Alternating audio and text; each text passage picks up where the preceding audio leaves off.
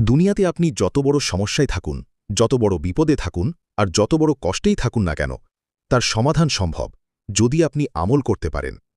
প্রথমে আপনার 5 ওয়াক্ত ফরজ নামাজগুলো পড়তে হবে। আল্লাহ তাআলা কুরআনে বলেন, ওয়াস্তাঈনু বিস-সাবরি ওয়াস-সালাহ ইন্নাহা লাকাবীরাতুন ইল্লা আলাল খাশিঈন।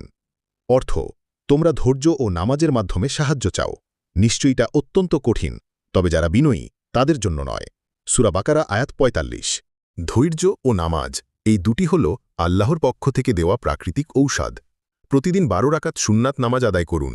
ফজরের আগে 2 রাকাত, জোহরের আগে 4, পরে 2 রাকাত, মাগরিবের পরে 2 রাকাত, এশার পরে 2 রাকাত। রসূলুল্লাহ সাল্লাল্লাহু আলাইহি ওয়াসাল্লাম বলেছেন, যে আমার সুন্নাত থেকে বিমুখ হয় সে আমার উম্মাত নয়। সহিহ বুখারী ও সহিহ মুসলিম থেকে নেওয়া হয়েছে। আল্লাহ বলেন, ফালইয়াহযারিল্লাযীনা ইউখালিফুনা আন আমরিহি আন তুসিবাহুম ফিতনাতুন আও ইউসিবাহুম আযাবুন আলীম। অর্থ,